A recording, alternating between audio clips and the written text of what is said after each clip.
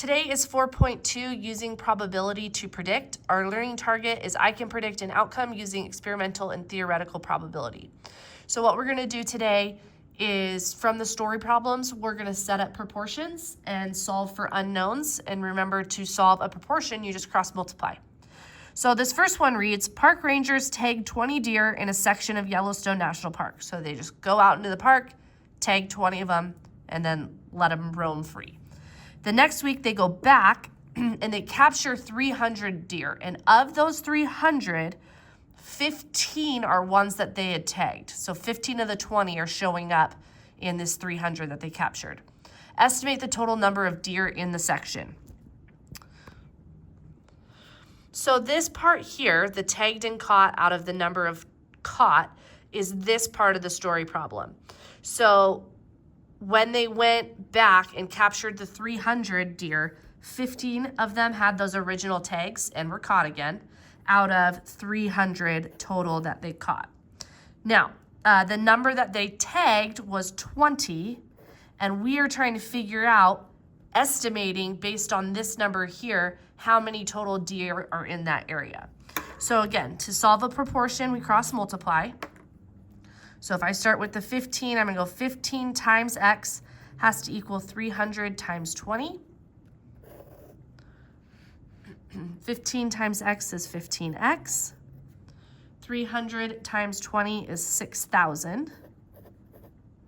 And then remember to undo the 15. They're being multiplied. The opposite of multiplying is dividing. So we're going to divide both sides by 15. 6,000 divided by 15 is 400 total deer in that area. Okay, the second one says Pat hit 8 home runs out of 32 pitches. That right there is going to give us our first fraction. So we have 8 home runs, I'm just going to put HR, out of 32 pitches during batting practice. Use experimental probability to predict how many home runs he will hit in 24 pitches. So if he has 8 home runs out of 32, we want to figure out how many home runs would he then hit if he was given 24 pitches. Okay, so notice home runs are both on top, pitches are both on bottom. So again, to solve a proportion, we just cross multiply. So if I start with the 8 times 24, that needs to equal 32 times x. 8 times 24 is 192. And then to undo this 32 that's being multiplied, we just divide both sides by 32. So x on that one is 6 home runs.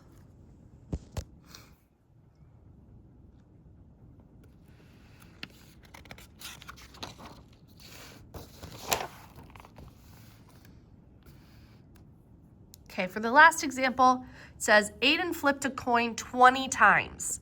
It landed on heads 8 times. Use experimental probability to find the probability of heads. So remember, experimental probability comes from an actual trial. It's not just like in theory, how many times do we get heads? We're going to actually use this information. So the probability that he got heads when he flipped it 20 times, 8 times he got heads out of 20 flips. So if we simplify that, the top and the bottom are both divisible by 4. So we end up with 2/5. That's the probability that his experiment was heads. For letter B, it says use Aiden's experimental probability. So we need to use that 2/5 to predict how many times he'll get heads. I'm supposed to say heads. If he flips it 30 times. So if 2 out of 5 times he's getting heads, we want to figure out how many times he's going to get heads if we flip it 30 times. Again, to solve a proportion, we cross multiply.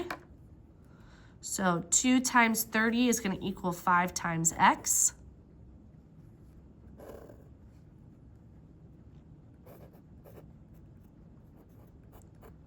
So that would be 60 equals 5x. And then to undo the 5, it's being multiplied, so we're just going to divide both sides by 5. 12 times.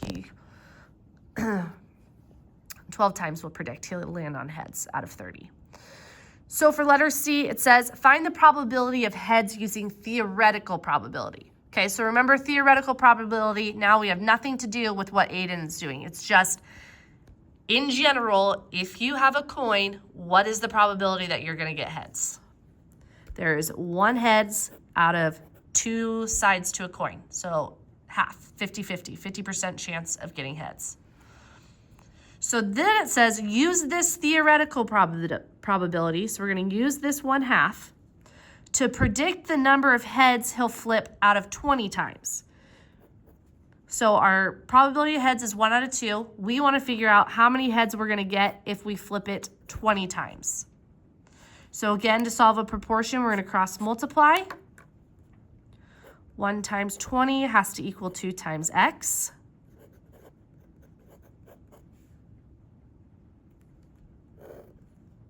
To undo the 2, we divide both sides by 2.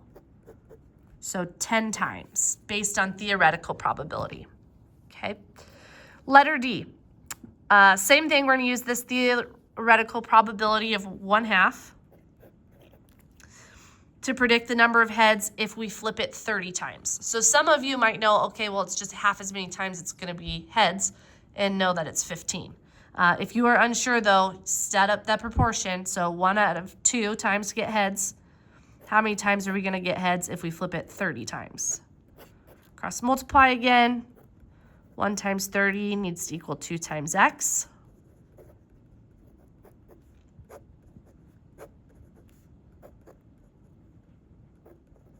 $15 times we'll get heads using theoretical probability. Your homework is on page 118. It is 1 through 5.